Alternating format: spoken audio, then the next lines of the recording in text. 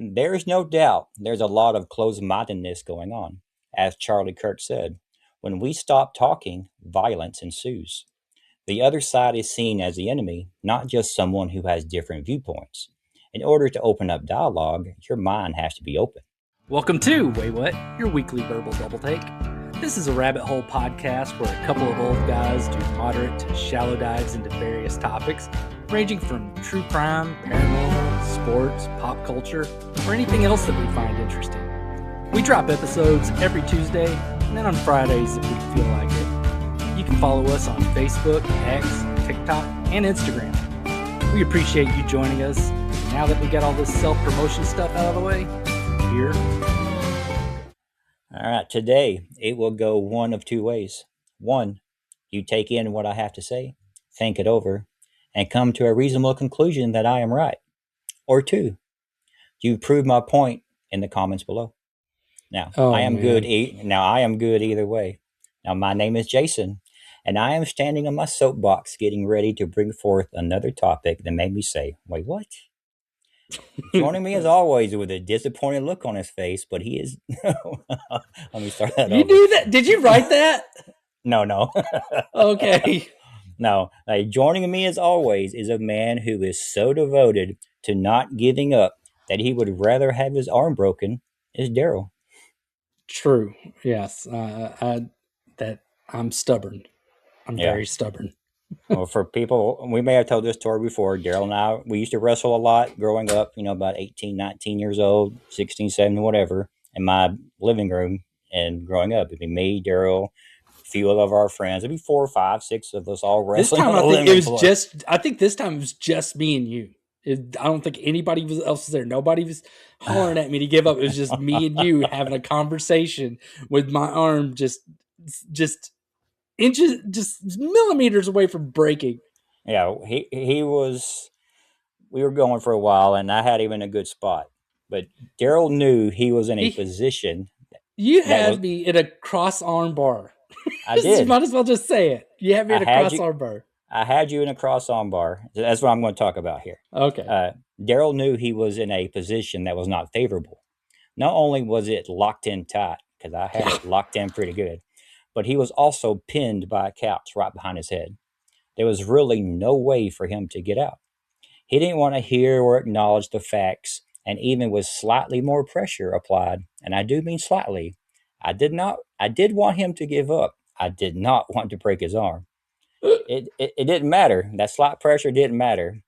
So eventually I had to let go because I knew he would not tap, no matter what. What was it? It was like 15 minutes. It was a long time. My arm was numb when we were done. It was a long time. I'm like, any more pressure, it would have hurt you. And any less pressure, you could have possibly gotten out. Maybe. Yeah, I don't know. Either way. We was in a Mexican standoff. Neither one of us was giving up. It wasn't a Mexican standoff. You were merciful. Mexican standoff would have us on equal footing. I was not on equal footing. I was just I was just being a stubborn asshole. Well, being the friend that I was not going to break your arm, but just like that, we were friends. We continued wrestling. We continued wrestling with our other friends, and no hard feelings. All was good. Now, I brought this up as a segue into today's topic. Daryl was so dug in to not giving up, he didn't care about what I had to say or to even stop and look with his own eyes that he was got. That smile John Cena had in his last match, that was a smile knowing he got. Now, this could not be truer in today's world, especially when it comes to politics. I spend most of my adult life avoiding politics. I now wish I had spent the last decade or so not paying attention. Politics is no longer just politics. It is much more than that. It literally has affected people mentally. So much so, there is a popular belief that some of these people have been deemed to have TDS. Now, before we begin, this is not an attack on one side. I am laying the groundwork for my opinion in this episode. So like I said at the beginning, listen to what I have to say and think it over, or just prove my point in the comments and go ahead and call me what you're going to call me. But I was going to say, people don't listen. This is going to hit on both sides, but I have to lay this Okay. groundwork in order to get on to the further part of the All episode. right. All right. Now, the Trump derangement syndrome is a term used primarily by supporters of Donald Trump and Trump himself to describe critics who are seen as irrationally hostile, excessively obsessed, or emotionally unbalanced in their responses to anything Trump. And I mean anything Trump. To the extent that their criticism allegedly goes beyond reasoned disagreement with policy or behavior. That's pretty evident. I mean, the I State of the think my Union address last night was a good example of this.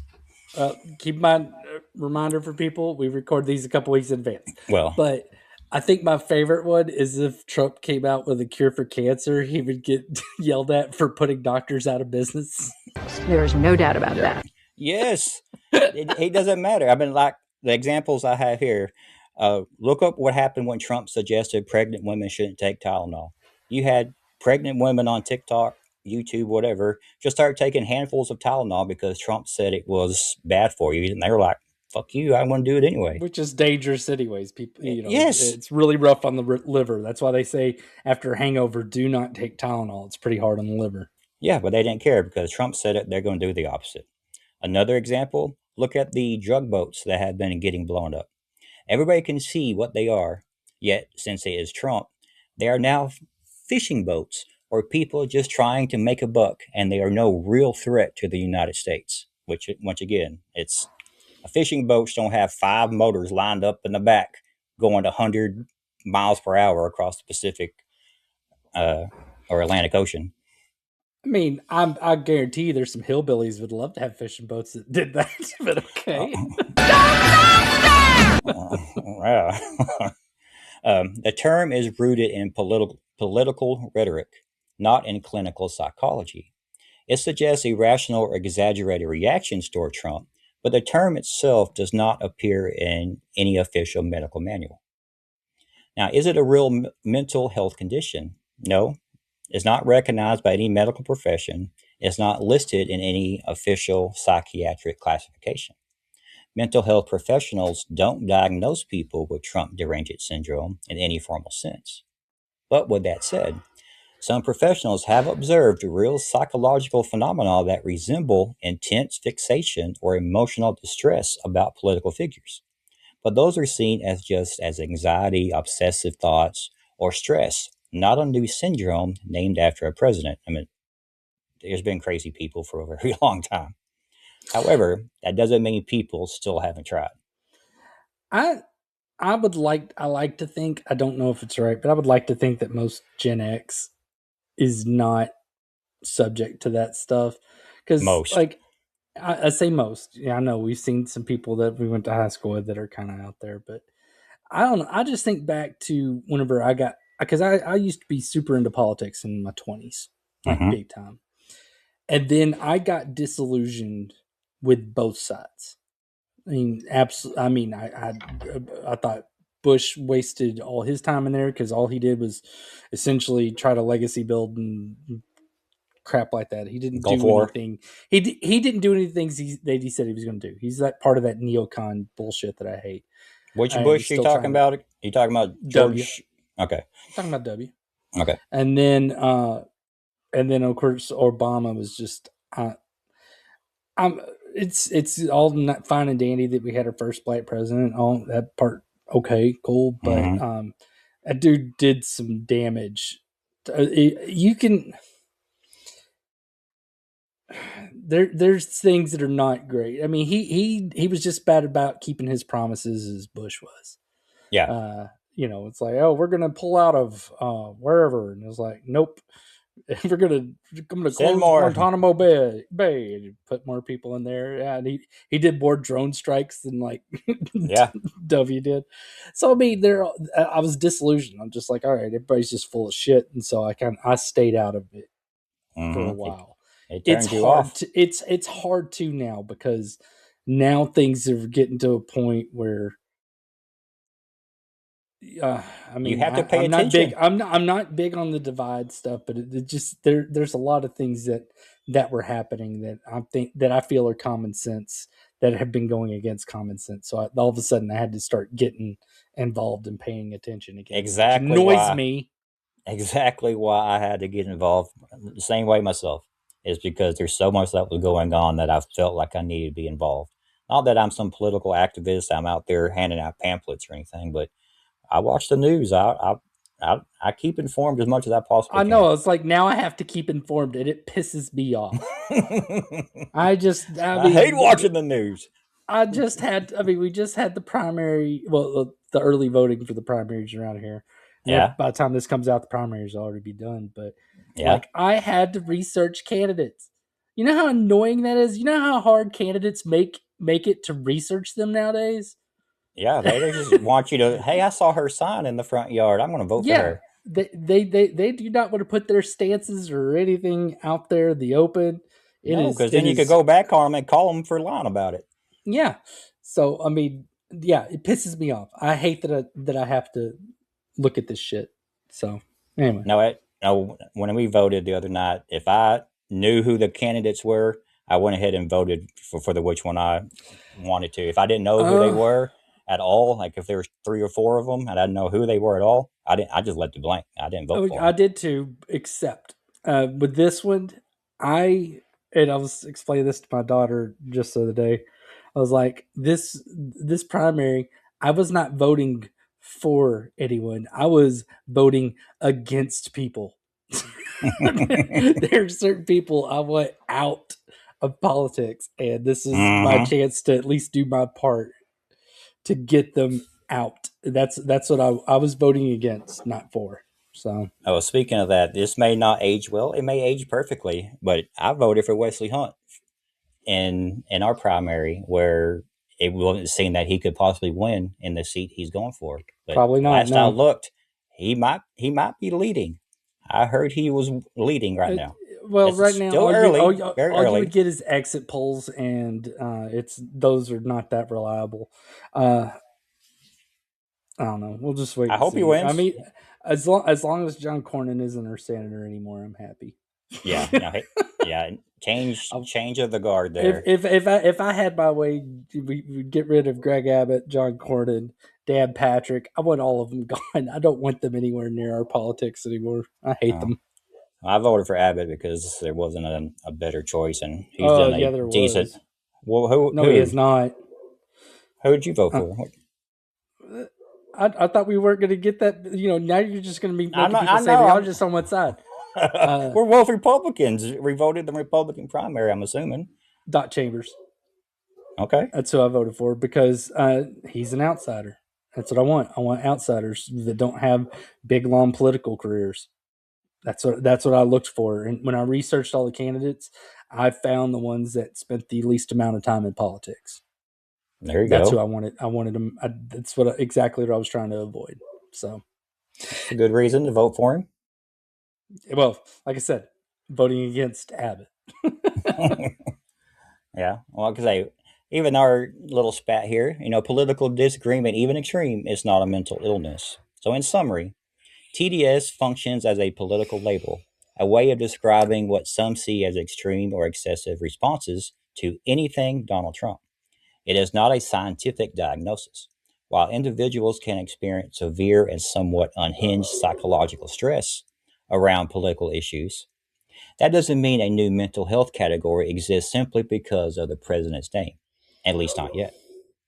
Now, this happens on the other side too. Now, this happens on the other side too. Let's take MAGA. The Trumpers think he does no wrong. When a camera is rolling, they are very quick to point out under President Trump's leadership, we did this or that. During the televised cabinet meetings, every department head started their speech with just that. Thank you, President Trump, for your leadership. We were able to do this. Thank you, President Trump. Under your leadership, we were able to accomplish this. Every single one starts their speech the same way in these cabinet meetings. But if any Republican speaks out, Trump doesn't hold back. They become a rhino or a Republican in name only. See what happened when Trump and Elon, even Elon's not a Republican, but when they had a disagreement, he kind of disowned Elon for a while and kind of set him on the curb. Or what happened with Marjorie Taylor Greene. She came out and spoke out against him a little bit, and they had a huge falling out. Well, MAGA, I mean, Yeah, no, But there's plenty. Like, I hate Pam Bondi. I think Pam Bondi's a fucking idiot. I can't stand her. She's a moron, and the fact that he keeps her I'm in is not great. I can't stand Cash Patel. I can't stand Dan Bongino. I think those dudes were. I mean, I'm glad Dan what? Bongino's out now, and I hope his podcast fails now that he's back out again. But these guys went in there, guns a blazing, saying we're going to do this, that, and the other, and they haven't done it. I mean, and whenever it This is comes to true. like the Epstein bullshit, I've never been one to believe that anybody was ever really going to go to jail over this. I never have been one to believe that. That being said, if you're going to say you're going to do something and then people call you out for not doing it, you know, uh, just, Cash Patel saying, I know what a suicide looks like. That's a suicide. The fuck what do you know? You don't know shit. Yeah. There's so much You just like wearing controversy the around that. FBI jacket and going around. Yeah. So Trump's handling of that has been abysmal at best. I And then, agree. like I said, Pam Bondi is a moron. Is just she loves being on camera. She loves being on camera. She loves performing on camera. The one thing she doesn't like doing is the one thing she needs to be doing, which is fucking arresting people. That has been a point of my frustration recently is all this stuff coming out about fraud and corruption and of course all the Epstein files stuff and all the people that are involved with that. No arrest. Nothing has No, happened. there have been some arrests in Minnesota for corruption and fraud. No big They, ones, not the big ones we are waiting no, for. not the big ones. And the here's my issue with this is, and what makes me worry is the fact that they just keep putting all the evidence out there. You keep putting it out there. That means that you can't move on it. If they could move on it, they would keep it to themselves until they made the arrest. And the fact, and I don't know what's preventing them to move on it, like they don't have enough to get a conviction or something, or if it's just part of that big machine where the people on top just never are accountable, and they're just like, well, we'll ruin your reputation. We're not going to put you in prison because, well, you're one of us. Whatever. Well, I think we got a winner. Yes, I saw a quote. It might have been from Pam Bondi saying that if they were to release the entire Epstein list or whatever, that the society would crumble or something That's along those lines. horseshit. I mean, the thing is they passed a bill saying that it had to be put out unredacted except for victims' names. They have not followed that at all. They've redacted all sorts of other people's names. Now, Hmm. granted, like I said before, I don't think it was a good idea to just put it out there and redact it because there's too much stuff where it's unsubstantiated. It's Yeah, just people somebody's go name run getting with it. mentioned, whether it was like Whoopi Goldberg, Bill Hmm. Gates, all the times Trump was mentioned. They were Yeah, not, in any legitimate way uh, that says, like the Prince Andrew ones or that guy that's the CEO of LinkedIn or, the Harvard the guy. people that, yeah, those, but then again, they're still not going to jail. I mean, Prince Andrew got arrested, hooray. I don't know what's going to come out of that, Another but country. Another country. yeah, Yeah. the, Well, that's but yeah, frustrating. there's, nothing's going to, Yeah. nothing's going to change. I mean, the machine, even if we drain the swamp, so to speak, it's just going to be it's going Fill to it be back a up. different swamp. Yeah. Different I mean, creatures. in reality, I mean, we need some actual fundamental changes like term limits on senators, term limits on House representatives. And honestly, I would like it to where you would be limited to just holding 3 offices. Period. You get three offices in each branch, maybe, but even then, that runs the risk of somebody making a career out of being a politician. So I don't even want that. I just want to eliminate the ability to make a living as a politician. I agree. That Because needs how to be many people gone. have been in there for 30, 40 years Too and many. done nothing? Yeah, their track record They is got rich. nothing. Yeah, they got rich, yeah, but they, as far as helping the people, they haven't done much at all. You remember how Pete Sessions? He was our representative growing up. I think I Hmm. even met him like a couple times as a kid or whatever. But we always hear about Nancy Pelosi and how much her value accumulated in her stock picks. Pete Sessions, while not as bad, were really bad. He got rich. He got rich in Congress. being a representative in just a podunk Texas. So Everybody's got their hand out some way, filling their pockets up. It's unfortunate, but it happens. MAGA followers, too, can be seen as irrational hostile, excessively obsessed, or emotionally unbalanced in their responses to Trump, just in a different way.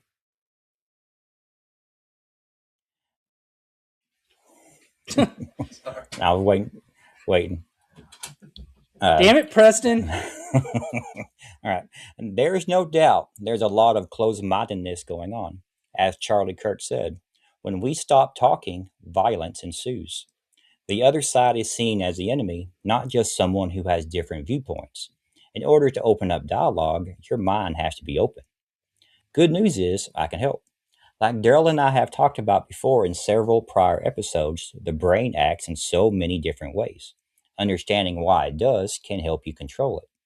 So, here are some key psychological concepts that help explain why people sometimes react very strongly to political figures and issues like Donald Trump, often in ways that feel emotional and resistant to contrary facts.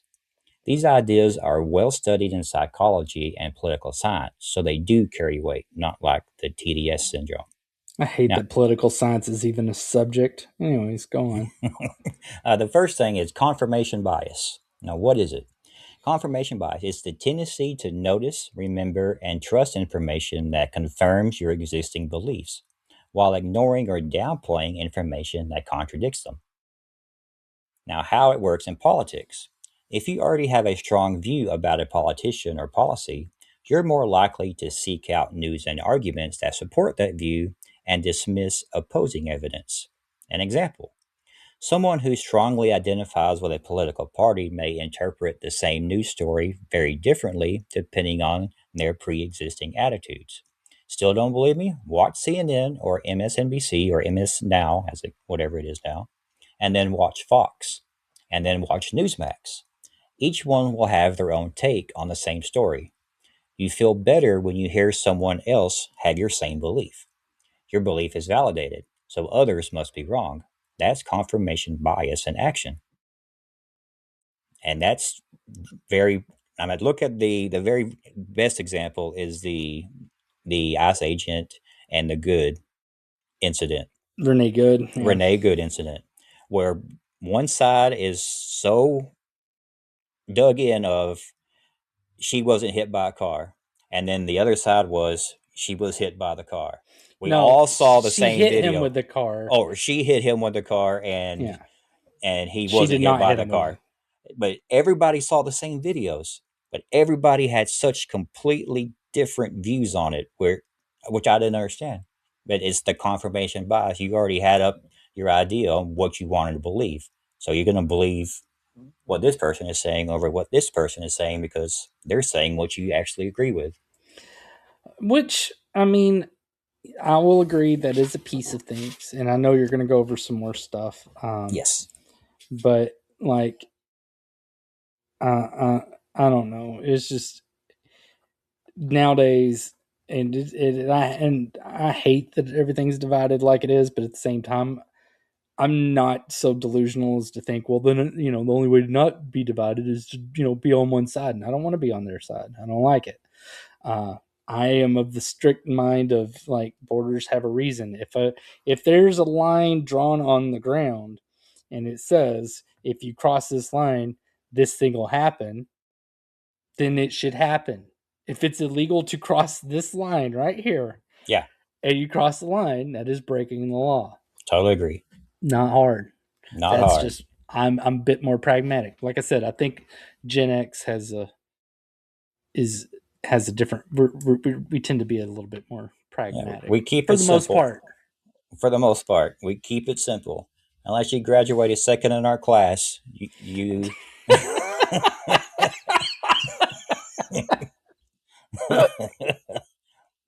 You know what's funny is I think she used to be on this side of things, but she hated Trump.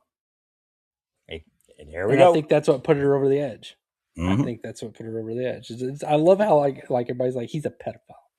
There's no evidence of that. No At all. evidence of it. No real, no legitimate accusations, nothing like that. And he's a pedophile. And same with him being called a racist. There's no evidence No, of it at all. no, he Other supported than Jesse Jackson's presidential bid in 1988. He, he my did a thing lot of is, things that prove he's not racist, and they're going to the little things that could, like the whole I, Obama video and the gorilla thing, how stupid that was. my thing on that is, whenever it comes to him, I accept he is an asshole. Yeah, He's a prick, and I probably would not like him if he was some person that was like in my life somewhere. I don't. But there's sometimes it's like whenever you say you needed a lawyer for something, you need a you want a prick. lawyer that's a prick. Yes, That can be an asshole. yes. It be all the things that you personally don't want to be, but that can get get the result that you want. So Yeah, you need a businessman, it seems, to run this country because he can make the tough decisions even though people don't like it. And everybody that he's dealing with in other countries, he don't put up with their bullshit. He that's has why I not liked put up it with their bullshit. when you look at history, and a lot of people were businessmen that got into politics or military, like some Military, yeah. general, yeah. Um, that was their thing, not these like family dynasties and stuff like Mm-hmm. that, Yep.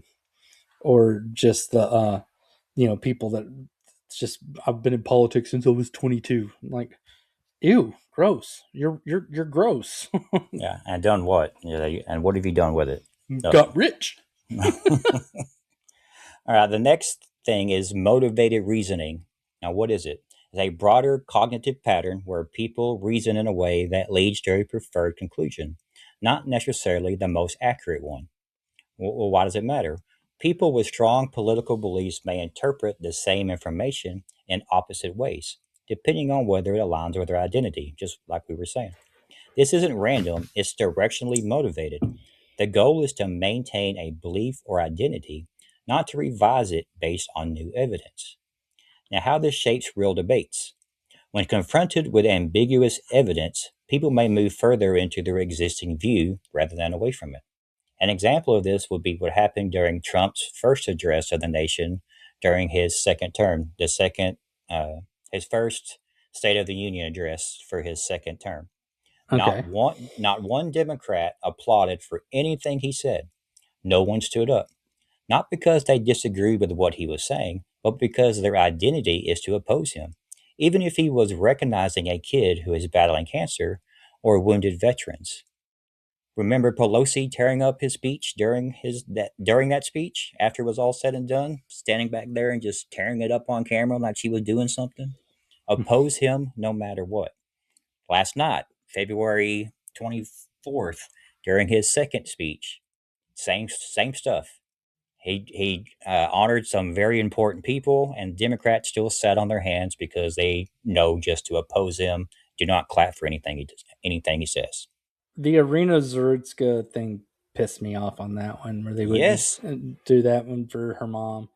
That pissed me off. And I mean, the like, hockey for team. whenever they didn't stand for the hockey team. I thought they did for them. Nope. Mm-mm. Oh well, Maybe shit. some of them did, but the majority of I them know did. some of them did. Like Fetterman, Fetterman he did. did. He's the only one Yeah. with common sense right now.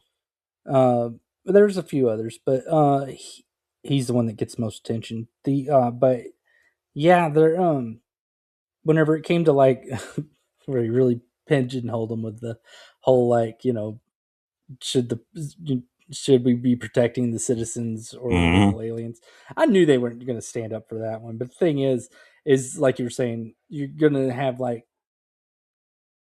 that side's going to be like, yeah, don't stand up for that. And it's like, wait, what? You don't want Yeah. to. I mean, you're the citizen, right? You know the American citizen voted you in that office that you're sitting in now.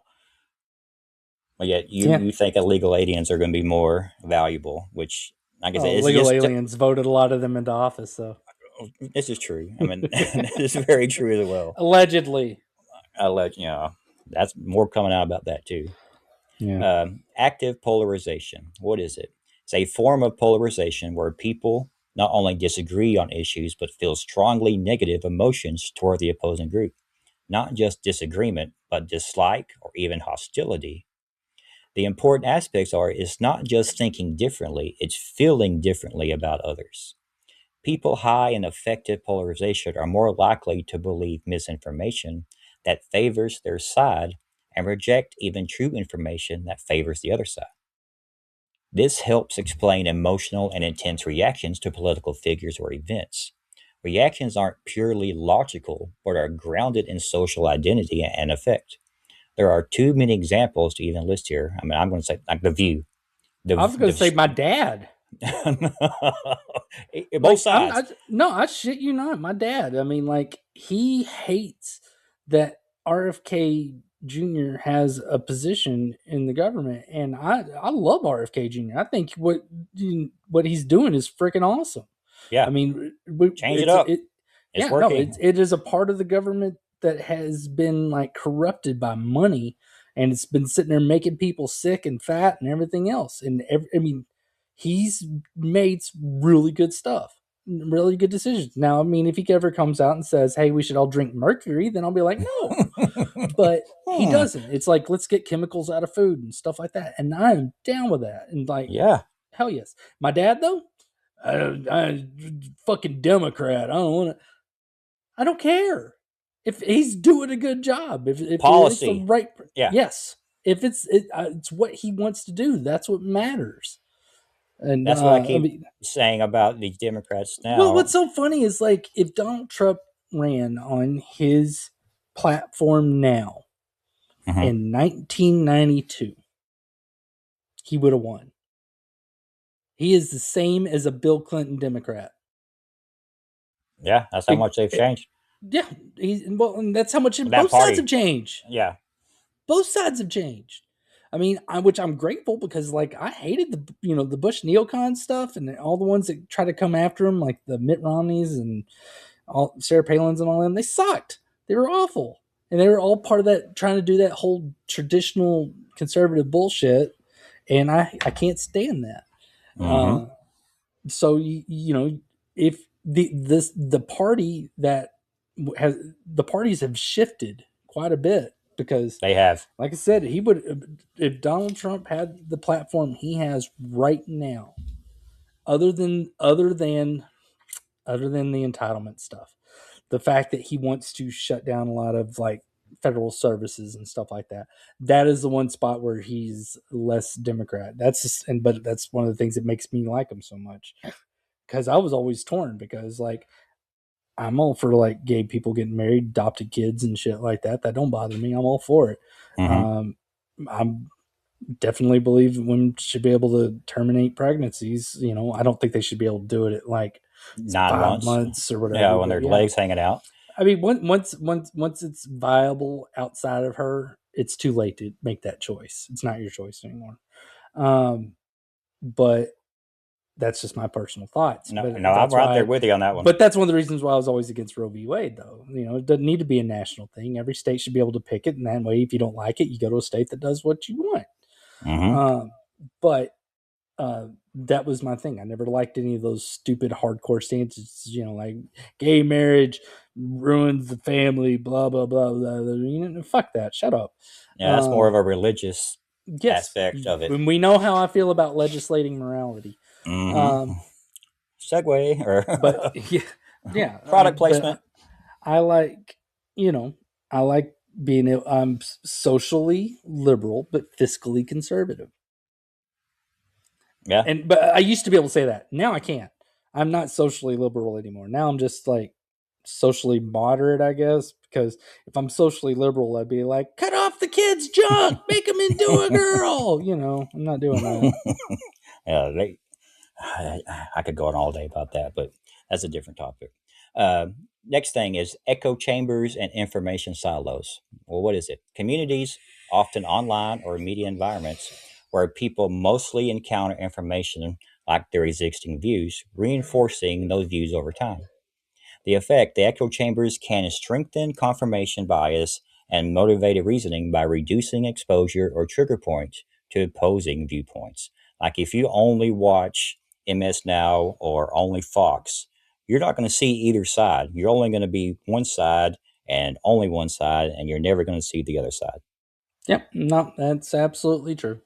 And which that's what most people they don't want this. I mean, some people want the stress. There are hardcore Republicans that will watch CNN just so they can yell at their TV. Same way that there's Democrats that probably watch Fox so that they can yell at the TV. Then, Yeah, that's the only reason I there's believe The some people View. that do that. That's the only reason I believe The View is still on the air, is because they have so much. They Hate talk about watching. Trump's. Yeah, yes, they talk about Trump so much that people only watch so they can use it on their news channel for clips later. I don't know.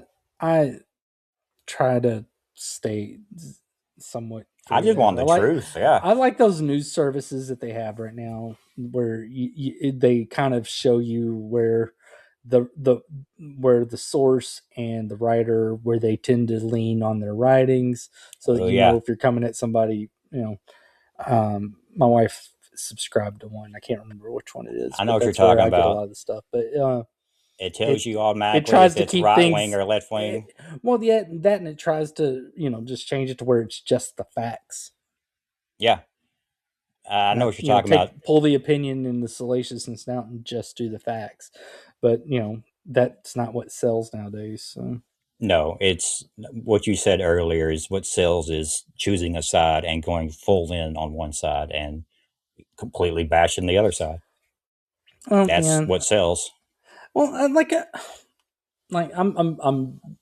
I'm glad that it didn't get too bad, but I'll never forget. Like I was hanging out with this gay friend of mine, and I personally, whenever it comes to LGBTQ and all that crap, I just LGB. You can stop right there, because I think the trans people are fucking it up for everybody else, and I stand by that because I don't think of it as the same thing.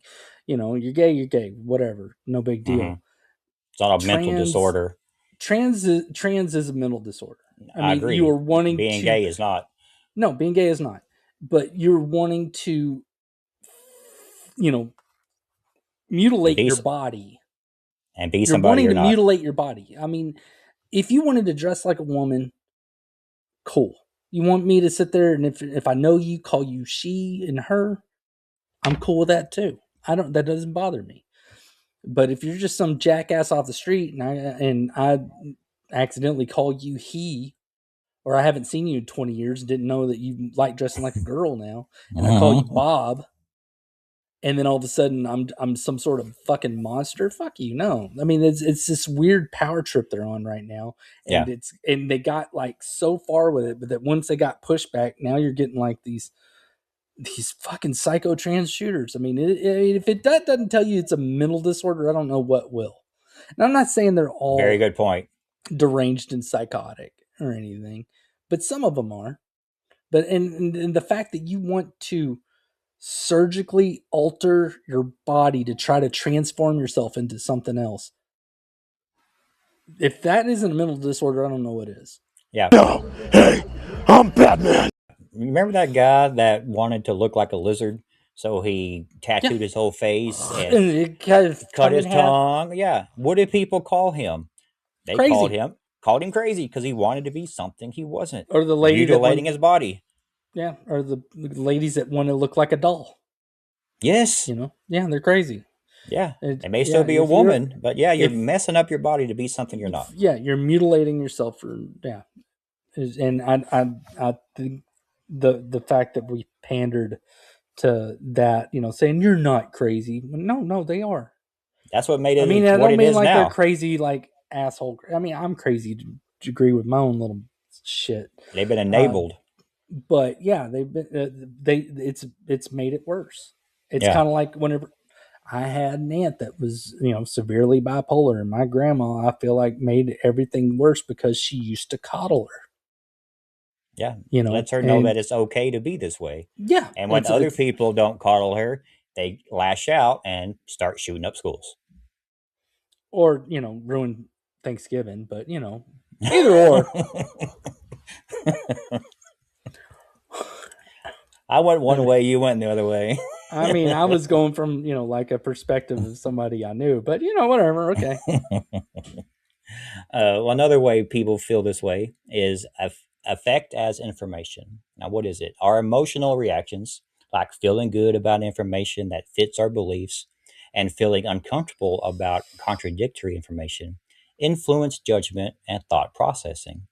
Now, what is its relevance to politics? Emotions aren't just side effects, they become informational inputs that decide how we evaluate political actors, messages, and events. I just realized that I've trailed off on my story earlier. I was talking to my friend about that. He disagreed with me, by the way. My gay friend disagreed with me. He's like, "No, it is LGBT." I was like, "That's just what the people labeled it. I mean, they're still that doesn't mean they're the same as you. They're not." Me and him disagreed on that. He's like, "Maybe we should stop talking about this." I was like, "All right, that's fine," and we did. And then we enjoyed the rest of our vacation. It was a big couples vacation. Him and his fiance, and me and my wife, and we had a great time. We No, didn't talk about that stuff no more. I've heard gay people and lesbians have come out saying that they don't want the trans community Some do. involved with their some. I've heard some they don't want them involved anymore because, like you said earlier, they're messing it up for everybody else. So Yeah, they're they getting no, they lumped all in really the same are. category, and they're not all the same at all. Not even No, close. Now, it's I mean, you've hit something now where we're getting like a pretty big surge of gay and black Republicans. yeah, a couple of influencers that I watch on Facebook are one of them's a gay black Republican, and he's great. Uh, Now, while these matter together, when you put these concepts together, you get a scientific explanation for the strong political reactions that doesn't rely on telling people they have TDS or calling them a Nazi or a racist. Confirmation bias leads people to notice supportive evidence and ignore counter evidence. Motivated reasoning drives this process toward defending a preferred conclusion. Active polarization adds an emotional component, and echo chambers and information environments amplify these tendencies. Together, these create strong, emotionally charged attitudes that are resistant to contrary evidence, not because people are deranged or part of a white supremacist cult, but because their cognition and social context push them in that direction.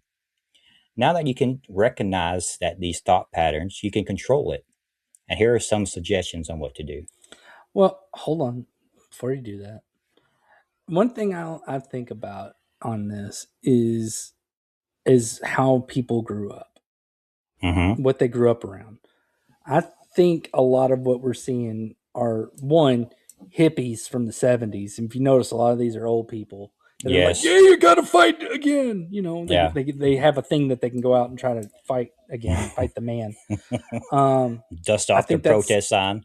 I think that's some of it, but I do think a lot of it might be people that were raised by them and stuff. Because like growing up for me, if I spent the night at my grandma's on a Friday night, and I'd wake up Saturday morning, and I'd wake Mm-hmm. up like 7. I've always been somewhat of an early riser, Mm-hmm. and already in the kitchen, like as soon as I woke up, I could hear my grandfather, my uncle, and my dad. My dad would come over and have coffee with my uncle and my grandfather, and the newspaper would be out, and they would be arguing politics because my dad was a hardcore Republican, my uncle was a hardcore Democrat, and my grandfather he went in between. Like he voted for W, but he also voted for Clinton. He would Mm-hmm. go wherever he felt the policies were right. That's what he went with. Um, and I would hear them arguing, and it sound like their voices are raised. And of course, I'm like 7, 8 years old or whatever. Mm-hmm. And I remember asking my dad, I'm like, "What?" I was like, "Man, y'all are so mad at each other, and y'all yell." And he's like, "We're not mad." They would just get loud to talk over each other, but it was never like back then it was like, "Oh, my guy's great. No, my guy's great. No, you're wrong. My guy's great because of this. No, my guy's great Mm-hmm. because of this." And now it's, "I like this guy. You're a piece of shit. You're a fucking racist You're a racist, bigot. Yeah. or you're a psycho that wants to cut off kids' junk." Yeah. It's we're making these crazy associations now to where you're you know where You it's like that. can't. I say we. I don't do that because No. I honestly I got a lot of people that I know that are on the other side of things. I unfortunately cannot talk to them about it because that would probably, because they are kind of a little too passionate about things. Yeah, no, I have a family member who I've got in a huge argument about, where one of her first things she said to me during this argument was she called me a racist, bigot, misogynist, homophobe. And that's where the problem lies. Is like we can't sit there and talk about it like, hey, these as concepts and ideas, like, and put it behind these people. Mm-hmm. Now it's these crazy things, and I think me growing up hearing people do that, basically be able to debate and stuff like that works. And now I think the other thing in me is the fact that I'm not big on conflict. So, like with the people that are in my life that are on the other side of things, like I said, whenever I was talking to my friend about that, and he started getting a little pissy about it, and it's like, why don't we just not talk about this? I'm like, all right, yeah, that's cool, and I'm perfectly fine never talking about that stuff with them Yes. because I know it's going to bring out something in them that they don't want. At least I Mm-hmm. don't think they won't want it. But I mean, well, whenever they say they don't want it, then it's cool. Yeah. But Like movie it's just stars and it's not wrestlers and worth stuff it. that are coming out and are talking. I'm like, don't talk about it. I don't want to know your political side. I want you to wrestle. I want you to sing. I want you to act. Well, I'm I not want you to saying it like entertain. that. I'm just saying that there was a time where you could actually talk about these things, and I think as long as somebody is kind of willing to not, because I think that's the other problem is, like you said, this is on both sides, and it makes it worse. It escalates Yeah. because there's not one side trying to take the high road because, and I'll be honest, you kind of can't take the high road anymore. I wish you could, but if you don't take the high road, you give up ground. And if you give up ground, I mean, the differences between the sides nowadays. It used to be I would always like, oh, they're two cheeks on the same ass. I don't really think that's the case anymore. No, they're too far apart. I do think some are. Don't get me wrong. I think all the people entrenched in Washington D.C. that are just making careers out of this, Republican and Democrats, they're two cheeks on the same ass. It's the people supporting them on both sides that are not, and Yes. you've got them in extremes of both ends now, and that's the main reason why I'm even gotten involved nowadays is because the divide between the ground level, the people, is what's gotten worse, Yes. and and essentially you can't not pick a side. Yeah, the And DEFCON level is definitely raised, and you have to be cognizant of what's going on. You can't be ignorant to the the current events these days. But with all that said, I have ways to hopefully help us or help anybody to avoid this confirmation bias or being only on one side. First is watch your emotional spike. Bias almost always announces itself emotionally before intellectually. Red flags include instant anger, smugness, or disgust. This is obviously stupid, evil, or fake. A strong urge to share before reading fully, which is done a lot, especially during the Charlie Kirk times when somebody would get just a quick little 20-second clip of one of his speeches and they would instantly share it, call him a name, and send it on. But watch the full my four thing is, minute is clip, you know on what he's that, talking about. I never really followed him, but that shit hit me kind of hard because he did he went out there and he talked. That's what he did, and he got killed. Mm-hmm. And had it been like, I don't know, like somebody that talks on the other side, there's like Bill Maher or something like that Yes. on the other side, or hell, even if it was like one of the politicians on the other side, like Bernie Sanders or AOC or any of them, I don't want them to be shot. I don't want No. some asshole to think that that's the solution because it's not.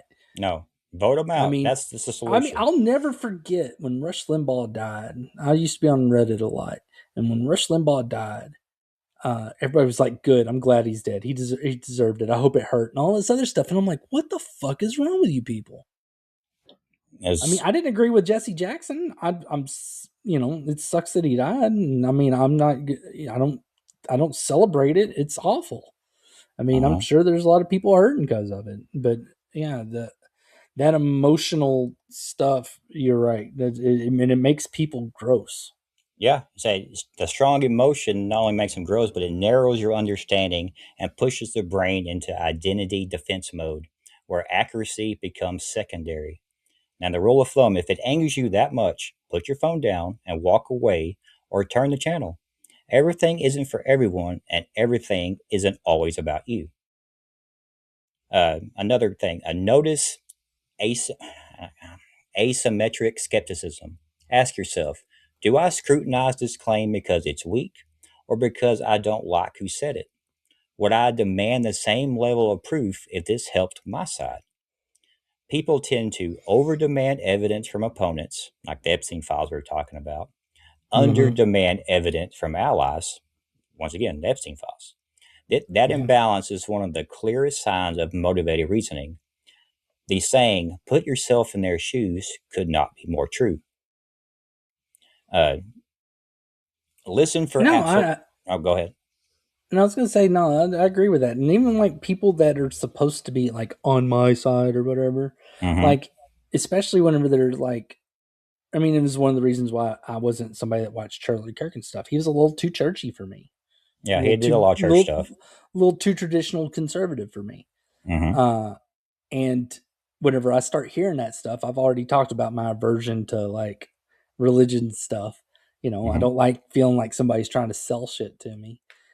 I get that reaction and I don't partake in it. I don't watch it. I didn't watch Charlie Kirk videos. I've seen clips and stuff like that. My main beef is he was a dude that just wanted to talk. If he was going up there, if he was going, if he was going to college campuses saying "round up all the queers, kill them," I would have disliked the guy tremendously, and been like, okay, well then that's more like a self defense. But it was never that. It's like, hey, I just want to talk. Let's talk. Mm-hmm. You Yeah, tell me your that's side, I'll what. tell you my side. Yeah, that's why I liked him because he always backed up his reasonings with facts, not just because he heard it from somebody else. He would quote facts on why he would, and that's why I liked him. Uh, Yeah. Another one: listen for absolutes. Bias loves totalizing language. Always, never. Everyone knows. No serious person believes. Politic- Politics is complex. Absolutism is usually a shortcut. It's it's never always never everyone Yeah. knows. I It's mean, you kind of hear like that a lot with the every politicians illegal now. immigrant is not a criminal. I mean, Yeah, not like a violent criminal. no Uh, serious person believes this, or yeah. everyone knows that Trump's a racist. No, no, we don't. We don't. Everyone knows that AOC is an idiot. No. Yes, yes, we do. No, I mean, she was smart enough to get in there. I mean, now granted, Yeah. does she know everything about foreign policy? No. But I Does she mean, know anything about foreign policy? I've seen Dumber, and you've seen This, Dumber. You yeah. just always remember how you got busted with the or how we got busted with cheating in government. And that is the dumbest human being you've ever come across. And so I don't think that's ever gonna be surpassed. So Very true. All right. Yeah. How she made it out of high school, I have no idea. But anyway, track your media diet. If most of your sources agree with each other, share the same framing and villains, rarely criticize your own side, you're likely in an information silo, even if the sources feel smart or data driven, like watching just CNN or just now watching you're Fox. contradicting yourself. How? Well, because you're sitting there telling people if you hear something on the news and it gets an emotional reaction, put your phone down, change the channel, don't watch it. And now you're like, but if you keep watching the same thing and you keep eating what you're saying, watch something else that's going to end up making you mad, make you put down your phone or change the channel. No, meaning like you need to hear both sides before you get all pissed off about one thing. Okay, so you're saying, all right, if you feel yourself getting angry because okay, then you need to make sure you have all the information. All right. Yeah, don't put it out there before you know everything. Echo chambers don't feel like propaganda, they feel like clarity. Now that you can recognize your behaviors and thought patterns, here are some more suggestions how to control them. So I know we're going a little long here, but it's a long episode. Steel man the opposing view, not straw man. Instead of attacking the weakest version of an opposing argument, try this. What is the strongest version of the argument that a smart, informed person would make? If you can't articulate that version, you don't fully understand the issue yet. You have to understand both sides of an issue to have an opinion, especially an emotional one. This reduces the affective polarization, the overconfidence, and the tribal distortion. The I'm right, you're wrong, no matter what. Essentially, kind of like whenever it comes to the trans stuff, is like they're trying to keep these people from hurting themselves. Hmm. Yeah, I mean, in which I do get that argument that they do have an obscenely high suicide rate. I Yeah, don't think what we've done worked. Actually, I know it didn't because there's a study that said it didn't work, but their suicide rate hasn't changed at all. The but yeah, that's usually their argument. So yeah, like I said, know where they're coming from. I get yeah. it. Separate moral judgment from factual claims. Ask yourself two different questions. Is this morally acceptable? And is this factually true? People often reject facts because they fear moral endorsement. We have the right we have to say the right thing in fear of being judged for being immoral. This is the difference between sympathy and empathy. Look it up. This was open your mind. This is one of my favorite things that Charlie Kirk talked about was the difference between sympathy and empathy, and knowing the difference really opened my eyes to a lot of the stuff that people are doing. Yeah, well, sympathy is whenever you feel sorry for somebody. Empathy is whenever you feel what they're feeling. Yeah, you try to put yourself in their shoes and Yeah, go over emotionally where you can feel sorry for somebody without going overboard. a good example of sympathy is the whole white guilt bullshit. Yes. Whenever like, oh my god, whenever you hear people sitting there trying, when it comes to voter ID, saying that you know you see some middle-aged white woman or old white man sitting there saying these black people and women can't go and get their documents. They're not smart enough to get IDs. What? You know, the system's against. What? I mean, that's them coming from an angle where they don't really understand it because they don't live normal, regular, everyday people lives anymore because they've been politicians their whole life. Anyways, go Yeah. on. Next one, delay conclusions. This is a good one. Bias thrives on speed. Try waiting 24 hours before sharing political views or news, reading at least two different sources on major claims. Slow recognition activates analytical reasoning instead of reflexive defense.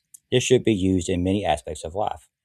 Just like Ian was playing baseball in high school, and the coach had a rule where if you had a problem with a game, you can't approach him after the game. You had to wait 24 hours later to approach him, just so things can calm down. You can kind of be more level headed and clear headed before you can approach him. Yeah, that Uh, makes sense. Ask yourself one disarming question when discussing politics with others. What evidence would change your mind on this? I know you've asked me on this too. What evidence will change your mind on this? Then ask yourself the same question. If the honest answer is nothing, you're dealing with identity locked belief, not reasoned belief. So if you're so dug into something that nothing can change your mind, then you're not really an open minded. You're dug in. You have an identity locked belief. Yeah. Yeah, I Uh, mean, it'd be kind of like if all of a sudden, like at one of the ICE detention facilities, which I heard the funniest thing, they're like, if these things, if I'm trying to remember what it was saying, it was like, if this is just going to be like a temporary thing of just getting rid of all these the surge of illegal immigrants, why are these facilities permanent? In case people keep sneaking in, dumbass. But uh, the hard truth, bias reduction does not mean becoming always down the middle or both sidesing everything, losing mm-mm. moral clarity, but it does mean being harder to manipulate, being less emotionally hijacked, arguing from strength instead of reacting and opposing, no matter what. The Dems are very bad at this one. Trump rambles and says some things he probably should tone down and take a break from posting on social media, but his business acumen is very evident with the deals he has made. He always argues from a point of strength. There's one thing that so there's an old quote from Andrew Jackson.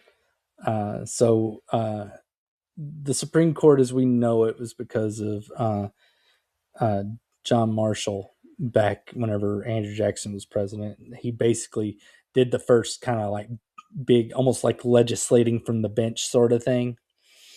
And he struck down, and it was a bad thing that Andrew Jackson was doing. Andrew Jackson hated Indians. He was a military guy. He was fighting Indians all the time. Pushing them off their land, yep.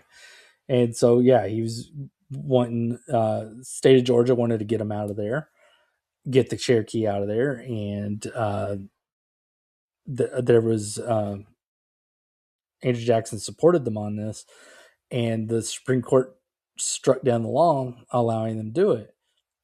Thing is, Andrew Jackson, they did it anyways, because his whole thing was like, all right, John Marshall's made his decision. Let's see him enforce it. And that's kind of like what Trump did with the tariffs. Yeah. Thank you for telling me the rule I'm not supposed to go by, or the law I'm not supposed to go by. I'm going to just go and use this law now. Yeah, I mean, at least he went to another law. Andrew Jackson was just like, what are you going to do about it, bitch? Stop me. Yeah. Well, I'm going to end with this. Before reacting to political content, ask yourself, am I reacting emotionally? Would I believe this if the sides were reversed? Am I confusing moral outrage with factual certainty? Have I seen a strong opposing argument? That's a very good one there, because I have not seen many strong opposing arguments to the stuff that's going on now. And I would love to hear some policy changes, but I haven't heard any good policy come out of the Dem side in quite some time. And the last question is, what would change my mind? I would like you to just acknowledge that this episode is essentially the equivalent. It's a 1 hour equivalent of telling a woman to calm down. I mean, because I just love how a very smart way. It's like you being an argument with a woman and saying, "You need to calm down. You're being too emotional." That's essentially what this is. One whole hour of you being like, but that would have took 10 You seconds. need to calm down and not be so emotional. And then you're like, here's how. But the thing is like, they've already got steam going out of their ears and they're already plotting your death. Oh, they're already commented in the comments already. Well, you say that like somebody's going to see this, but all right. This is true. I mean, you never know. Our friend in us, our vegan friend, she might decide that, how this might finally make it where she hates us. Let's see. I saw the funniest video. It was a guy, he's going up to some vegan protest. And he's like, do you believe meat is murder? And they're like, yeah. And he's like, do you believe abortion is murder? And they're like, which I thought it was funny. It was just, like I said, it shows the hypocritical stances people have. Yeah. Now, I hope we could get back to a time where we have disagreements or differing opinions, and that's the end of it. Perhaps, if enough people listen to this podcast, we just might have a chance. Well, that will do it for this one. So check back next week when it will be Daryl's chance to save the world. Until then, we'll see y'all later. I'm not that lofty with my stuff. It's probably going to be something more bubblegum and happy after this. All right. Yeah. Now, this was a good discussion. I'm glad we made it through. Glad you like it. All right. Cool. We'll catch y'all later. Thank you for joining us for this episode of Wait What? This show's available on YouTube, GoodPods, Spotify, Apple Podcasts, and pretty much anywhere you listen to podcasts. We'd love to hear from you. Please comment on what you just listened to, pass along episode ideas, or just talk to us at Wait What Podcast in our Facebook group or on TikTok, Instagram, or X. Again, we really appreciate you joining us. Come back again to hear about some stuff that will make you say, wait, what?